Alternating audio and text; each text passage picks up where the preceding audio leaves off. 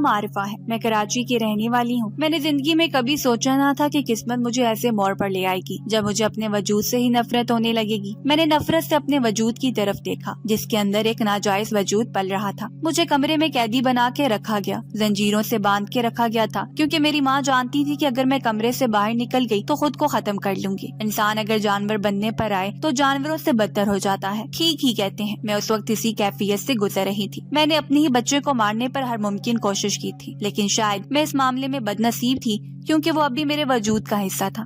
مجھے خود سے، اپنی ماں سے، اپنے بچے سے، اس شخص سے جس نے میرے ساتھ یہ سب کیا تھا، جس کی سزا میں بھگت رہی تھی، میرے پاس بے بسی سے آنسو بہانے کے علاوہ دوسرا کوئی چارہ نہ تھا۔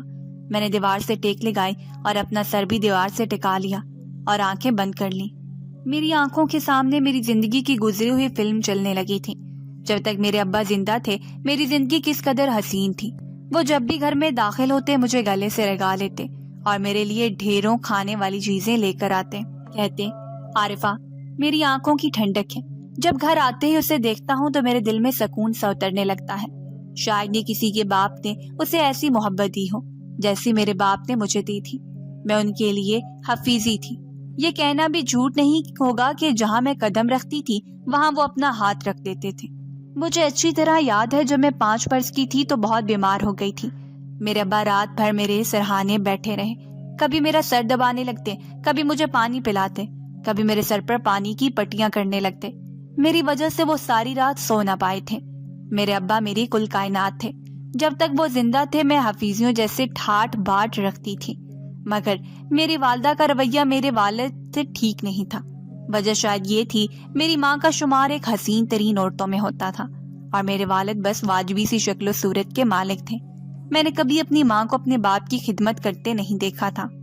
وہ ہر وقت خود کو ہی سجاتی سنوارتی رہتی، اسے گھر کے کاموں کا ہوش تھا، نہ ہی میری پرواہ تھی۔ وہ تیار ہوتی، میک اپ کرتی اور گھر کو باہر سے تالا لگاتی اور نہ جانے کہاں چلی جاتی۔ میں گھر پر اکیلی ہوتی تھی۔ جب میں کچھ بڑی ہو گئی تو اپنے ابا کے سارے کام خود کرنے لگی۔ کئی بار ماں سے یہ سوال بھی کرتی کہ وہ شام کو جاتی کہاں ہے، لیکن وہ جواب نہ دیتی۔ اکثر امی کے کمرے سے لڑائی کی آوازیں آتی۔ وہ میرے ابا سے خوب جھگڑا کرتی تھیں، کہتی تھی اپنی شکل کبھی تم نے آئینے میں دیکھی ہے؟ پتہ نہیں کہاں سے یہ میراثی میرے پلے پڑ گیا ہے۔ امی کی اس طرح ذلت آمیز باتیں سن کر میرے دل میں ماں کے لیے محبت جاتی رہی تھی۔ میرے لیے سب کچھ میرے ابا تھے، حالانکہ حسن میں نے اپنی ماں کا ہی چڑھایا تھا، مگر میرے سینے میں دل باپ کا دھڑکتا تھا۔ میں اپنی ماں کی طرح مغرور اور گھمنڈی نہ تھی۔ ابا بھی اب ساری توجہ مجھے ہی دیتے تھے، مگر ایک حادثے نے میرے ابا کے روپ میں مجھ سے میرا جینے کا حق تک چھین لیا تھا۔ وہ کام پر گئے تھے مگر راستے میں حادثے کا شکار ہو گئے تھے۔ گھر پر ابا کی میت آئی تھی۔ اس دن تو میں پاگل سی ہو گئی تھی۔ 15 سال کی عمر میں نے اتنا بڑا حادثہ دیکھ لیا تھا۔ میں دھاڑے مار مار کے رو رہی تھی، بلک رہی تھی، تڑپ رہی تھی، لیکن میری ماں نے ایک بار بھی مجھے تسلی نہیں دی تھی۔ بس دنیا دکھاوے کے لیے تھوڑے سے ٹسوے ضرور بہائے تھے، مگر اندر ہی اندر انہوں نے شکر ادا کیا تھا کہ اب ان کی جان میرے ابا سے چھوٹ گئی ہے۔ وہ ساری رات میں یوں ہی صحن میں بیٹھ کر روتی رہی جہاں سے میرے ابا کا جنازہ اٹھایا گیا تھا۔ میں مانتی تھی کہ میرا باپ ایک واجبی شکل کا آدمی تھا، مگر وہ امی سے بہت پیار کیا کرتے تھے۔ ان کی اتنی نفرت کے باوجود وہ ان پر جان نثار کرتے تھے۔ ہمیشہ عزت سے ہی ان کو مخاطب کیا تھا، مگر پچھلے چند روز سے نہ جانے انہیں کیا پریشانی لاحق ہو چکی تھی کہ وہ بہت چپ چپ سے رہنے لگے تھے۔ ابا کی موت کا تو ماں پر کوئی اثر ہی نہیں ہوا تھا۔ میں یہاں صدمے سے دو چار تھی جبکہ میری ماں شام ہوتے ہی پارک میں گھومنے نکل پڑتی تھی۔ میں حیران تھی کہ میری ماں آخر میرے ابا کی وفات کے اگلے ہی روز کیسے کہیں جا سکتی ہیں۔ وہ تو عدت میں تھی، میرے ابا کی بیوہ تھی، مگر انہیں تو جیسے پرواہ ہی نہیں تھی۔ جب تک ابا زندہ تھے مجھے میری ماں کے آنے جانے کی کوئی فکر نہ تھی، کیونکہ ابا جلد ہی گھر آ جایا کرتے تھے، مگر آج رات ہو چکی تھی اور ابھی تک میری ماں گھر واپس نہیں لوٹی تھی۔ یہ گھر کے تاریکی میں ڈوبے ہوئے در و دیوار اب مجھے ڈرانے لگے تھے۔ مجھے ایک عجیب سا خوف محسوس ہونے لگا تھا۔ میں اپنے ابا کے کمرے میں جا کر بیٹھی اور ان کی تصویر کو سینے سے لگا کے رونے لگی۔ مجھے ان کی بے تحاشا یاد آ رہی تھی۔ کافی رات بیت چکی تھی جب دروازے کھلنے کی آواز آئی۔ میں فرش پر ہی بیڈ سے ٹیک لگائے بیٹھی تھی جب دروازے پر حرکت محسوس کر کے خوف کے مارے اٹھ کر بیٹھ گئی۔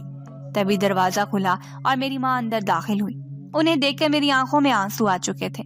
میں ان کے قریب آ گئی اور لپٹ کر رونے لگی اور کہنے لگی، ماں آپ کہاں گئی تھی؟ جانتی ہے میں کتنا ڈر گئی تھی، مگر میری ماں نے مجھے فوراً خود سے جدا کیا اور بولی کہ اب تمہیں ان سب کی عادت ڈال لینی چاہیے، کیونکہ اب میں روزانہ اسی وقت پر ہی گھر آؤں گی۔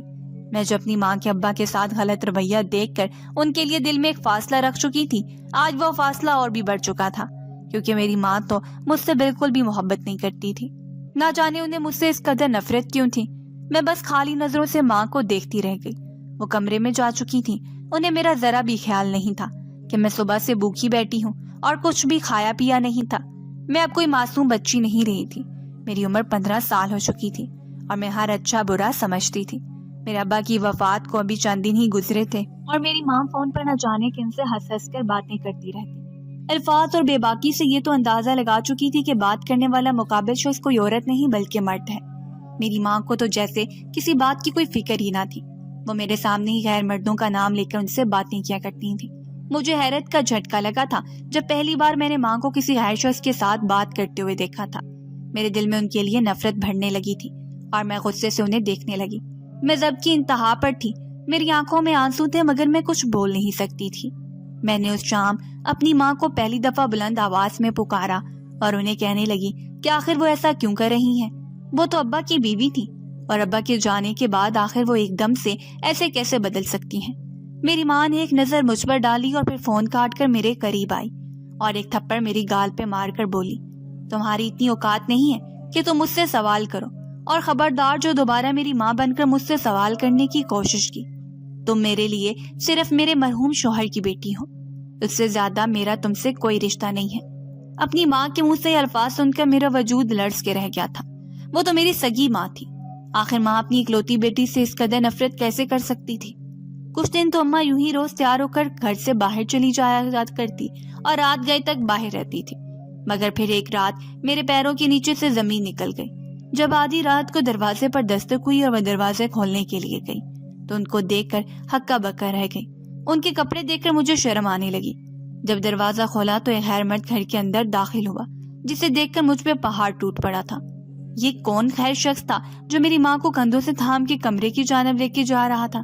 کاش میں یہ منظر دیکھنے سے پہلے مر جاتی یا اپنی آنکھیں نوچ لیتی۔ میں بالکل بھی یہ تصور نہیں کر سکتی تھی کہ میری ماں اس حد تک بھی گر سکتی ہے۔ میری ماں کے کمرے کا دروازہ بند ہو چکا تھا اور میں ابھی تک پتھر کی مورت بنے یہ سب دیکھ رہی تھی۔ میرا دماغ جو مجھے بتانا چاہ رہا تھا، میرا دل وہ ماننے کو بالکل تیار نہیں تھا۔ اگلی صبح ہونے سے پہلے ہی وہ مرد گھر سے جا چکا تھا۔ ساری رات میں سو نہ سکی تھی۔ جیسے ہی وہ شخص گھر سے نکلا تو میں فوراً اپنی ماں کے پاس گئی اور انہیں کندھے سے تھام کر سوال پر سوالات کرنے لگی۔ آخر وہ ایسا کیسے کر سکتی تھی؟ حالانکہ وہ خود ایک جوان بیٹی کی ماں تھی، مگر وہ مجھے بیٹی سمجھتی تو انہیں یہ سب خیالات آتے نا۔ یہ سلسلہ رکا نہیں تھا بلکہ اب تو روز کا معمول بن چکا تھا۔ یہاں رات کے پہر میں علاقے کے نامور عزت دار شخصیات رات کی چادر میں چہرہ چھپا کر میری ماں کے گھر آیا کرتے تھے اور میں سسک سسک کر اپنے باپ کی تصویر اپنے سینے سے لگا کے روتی رہتی تھی۔ مجھے لگا تھا کہ میری ماں میں اتنی غیرت موجود ہے کہ وہ یہ سب کچھ مجھ سے دور رکھیں گی، مگر یہ تو صرف غلط فہمی تھی۔ وقت گزرتا گیا اور میں 20 سال کی ہو گئی جب میری ماں نے میرے ساتھ ایک گھناؤنا کھیل کھیلا۔ آج اس نے باہر سے کھانا نہیں منگوایا تھا بلکہ اپنے اور میرے لیے گھر کھانا بنایا تھا۔ جیسے ہی میں نے وہ کھانا کھایا تو مجھے چکر سے آنے لگے، میرا سر چکرانے لگا۔ میں اپنی ماں کو بلانے لگی مگر میرے پیروں کے نیچے سے زمین تو تب نکلی جب میں نے اپنی ماں کا چہرہ دیکھا جہاں عجیب سی مسکراہٹ تھی۔ ماں کے چہرے پر مسکراہٹ دیکھ کر میں پاگلوں کی طرح چلانے لگی اور چیزوں کا سہارا لے کر اس گھر سے بھاگنے کا راستہ ڈھونڈنے لگی۔ میرا سر بری طرح چکرا رہا تھا۔ کچھ ہی دیر بعد میں بالکل ایک زندہ لاش بن کر رہ چکی تھی۔ مجھے سب دکھائی دے رہا تھا، سب محسوس کر رہی تھی مگر حرکت نہیں کر پا رہی تھی۔ میری ماں نے مجھے بستر پہ لٹا دیا اور میرے سرہانے بیٹھ کر بولی، در حقیقت آج میرا بدلہ پورا ہوگا اور میری نفرت کو تسکین ملے گی۔ میں تو اس حد تک مجبور اور بے بس تھی کہ اپنی پلکیں بھی نہیں چپکا سکی تھی۔ نہ جانے کیسی دواس کھانے میں ملا کر میری ماں نے مجھے پلا دی تھی۔ کچھ ہی دیر بعد کمرے میں ایک شخص داخل ہوا جس کی عمر کوئی 40 کے قریب ہوگی۔ وہ دیکھنے میں تو خوش شکل اور شریف لگتا تھا مگر اس کی اصلیت کیا تھی وہ رات گزرنے کے بعد میں جان گئی تھی۔ میں چیختی چلاتی رہی مگر میری ماں میری مدد کرنے آئی۔ میں دل ہی دل میں چیخ چیخ کر رو کر اپنے ابا کو آوازیں دیتی رہ گئی مگر نہ وہ آئے اور نہ ہی میری ماں کو مجھ پہ ترس آیا۔ اس دوا کا اثر میرے وجود پر 30 منٹ تک رہا اور جیسے اس دوا کا اثر ختم ہوا تو میرا وجود حرکت کرنے لگا۔ میں روتے ہوئے چلا کر اس شخص کو خود سے دور کرنے لگی مگر تب تک وہ اپنا مقصد پورا کر چکا تھا۔ اس شخص نے اپنی منشا پوری کرنے کے بعد کچھ پیسے میرے سرہانے رکھے اور خاموشی سے چلا گیا۔ جب مجھے ہوش آیا تو میں اپنے حواس میں نہیں تھی۔ میں ٹھان چکی تھی کہ اب میں زندہ نہیں رہوں گی اور اپنی جان لے لوں گی۔ میں نے اپنی کلائیوں میں موجود چوڑیاں توڑی اور اپنی کلائی میں پیوست کر دی۔ خون کی تیز دھار میری کلائی سے نکلی تھی اور میں بے ہوش ہو گئی۔ مجھے لگا کہ میں ذلت بھری زندگی سے چھٹکارا پا چکی ہوں، مگر ایسا نہ ہوا۔ میری آنکھ اسپتال کے بیڈ پر کھلی تھی۔ میری ماں نے مجھے وقت پر اسپتال پہنچا دیا تھا، جس کی وجہ سے میں بچ گئی تھی۔ اس کے بعد وہ مجھے گھر لے آئی اور جھڑک کر بولی کہ خبردار جو دوبارہ ایسی حرکت کرنے کی کوشش کی۔ کچھ عرصے بعد میری طبیعت خراب رہنے لگی۔ ڈاکٹر کو چیک اپ کروایا تو بات جو اس نے بتائی اسے سن کے میرے ہوش اڑ گئے۔ مجھے وہ گزری رات یاد آنے لگی جو کچھ اس رات اس شخص نے میرے ساتھ کیا تھا۔ میں غش کھا کر گر گئی۔ میرا دل چاہا کہ میری سانسیں رک جائیں اور ایک بار پھر خودکشی کی کوشش کرنے لگی۔ میں ماں کو بہت باتیں سنا رہی تھی، مگر میری ماں کو اس سے کوئی فرق نہیں پڑ رہا تھا۔ وہ جانتی تھی کہ میں خود کو دوبارہ مارنے کی کوشش کروں گی، کیونکہ مجھے اپنے وجود سے نفرت محسوس ہو رہی تھی۔ میری ماں نے مجھے زنجیروں سے باندھ کے رکھ دیا۔ اس کا کہنا تھا کہ میں اب یوں ہی بند رہوں گی۔ میری آنکھوں سے آنسو بہہ کر میرے چہرے کو بھی بھگو چکے تھے۔ کتنا تلخ تھا میرا ماضی۔ میں صرف تب تک ہی خوش رہی تھی جب تک میرے ابا زندہ تھے۔ میں نے بے دردی سے اپنے چہرے پہ آئے آنسو صاف کیے اور تبھی دروازہ کھلا اور میری ماں کھانا لے کر کمرے میں داخل ہوئی۔ اس کے ساتھ وہ شخص بھی تھا جس نے اس رات پہلی بار میری زندگی برباد کی تھی۔ میری آنکھوں میں اسے دیکھ کر کرب اور غصہ بھر آیا۔ میں اسے دیکھ کر زنجیروں میں بندی ہی بے پھڑ کر چنگھاڑنے لگی، مگر اس شخص کو اس بات کا کوئی اثر نہ ہوا۔ میری ماں میرے سامنے کئی قسم کے پھل اور کھانے رکھ کر بولی، یہ صاحب تیرے لیے لائے ہیں۔ وہ شخص زیادہ دیر وہاں رکا نہیں بلکہ میری ماں کو 2 لاکھ روپے دے کر وہاں سے چلا گیا۔ میری ماں پیسے لے کر خوش ہو گئی، بار بار نوٹوں کو گن رہی تھی اور انہیں چوم رہی تھی۔ وہ سب کچھ پیسے کے لیے ہی تو کر رہی تھی۔ اس نے پہلے خود کو بیچا اور پیسے کماتی رہی، کیونکہ میرے ابا کی کمائی میں ان کا گزارا نہیں ہوتا تھا، اور اب پیسوں کی لالچ میں آ کے مجھے بھی برباد کر دیا تھا۔ میری ماں بڑھ چڑھ کر میری بولی لگا رہی تھی۔ میں نے تو اس وقت بھی دعا کی تھی کہ خدارا مجھے موت آ جائے، مگر میری سانسیں ابھی تک چل رہی تھیں۔ میرا پورا وجود درد سے تڑپ رہا تھا۔ مجھے ماں کو دیکھ کر شدید نفرت محسوس ہو رہی تھی۔ میں نے ان کے ہاتھ سے یخنی کا پیالہ دور کر دیا جو مجھے پلانے کے لیے لائی تھی، اور بولی کہ آخر کس بات کا بدلہ لینا چاہتی ہیں مجھ سے، اور میرے ابا نے آپ کا کیا بگاڑا تھا جو آپ میرے ساتھ ایسا کر رہی ہیں۔ ماں کہنے لگی کہ میں تمہارے باپ جیسے شخص سے کبھی بھی شادی کرنا ہی نہیں چاہتی تھی۔ میں جوانی میں انتہائی حسین اور خوبصورت لڑکی تھی۔ میرے کئی لڑکوں سے دوستی تھی۔ جب میرے باپ کو اس بات کا علم ہوا تو اس نے میری شادی اپنے ڈرائیور کے ساتھ کر دی، اور وہ ڈرائیور اور کوئی نہیں بلکہ تمہارا ہی باپ ہے۔ مجھے نہ تم سے محبت ہے اور نہ ہی تمہارے باپ سے، اور اب میں تمہارے ساتھ جو بھی کر رہی ہوں در حقیقت اپنے نفس کی تسکین کے لیے کر رہی ہوں۔ تو میرے لیے میری نہیں بلکہ میرے شوہر کی بیٹی ہوں، جس کا بدلہ میں نے لے لیا ہے اور مزید بھی لوں گی۔ میرا تو وجود کام کر رہ چکا تھا۔ بھلا کوئی ماں اپنی ہی سکی اولاد سے ایسا بدلہ لے سکتی تھی جیسے میری ماں نے میرے ساتھ کر رہی تھی؟ اس کے بعد یہ سلسلہ رکا نہیں بلکہ چلتا ہی رہا، اور ایک روز ایک شخص ہمارے گھر آیا۔ مجھے نہیں معلوم وہ کس ارادے سے آیا، مگر اس نے میری ماں کے سامنے عجیب شرط رکھی۔ وہ کہنے لگا کہ وہ نکاح کے بعد ہی میرے ساتھ تعلقات قائم کرے گا۔ یہ پہلا شخص تھا جس نے ایسی شرط رکھی تھی۔ میں حیران رہ چکی تھی۔ اسے دیکھ کر میری آنکھوں میں ایک بار پھر کرب اور دکھ ابھرا تھا۔ اس نے میرے پاس آ کر کوئی بھی غلط بات کرنے کی کوشش نہیں کی تھی، بلکہ سر جھکائے میرے پاس بیٹھا رہا اور پھر بولا کہ میں تم سے نکاح کر کے ہی تعلق قائم کروں گا۔ میں اپنی بیوی سے بہت محبت کرتا ہوں، اسے چھوڑ نہیں سکتا، مگر وہ بانجھ ہے۔ مجھے ایسی لڑکی چاہیے جو مجھ سے نکاح کر کے میری نسل آگے بڑھا سکے۔ آج میں تمہارے پاس اپنی بیوی کی رضامندی سے ہی آیا ہوں۔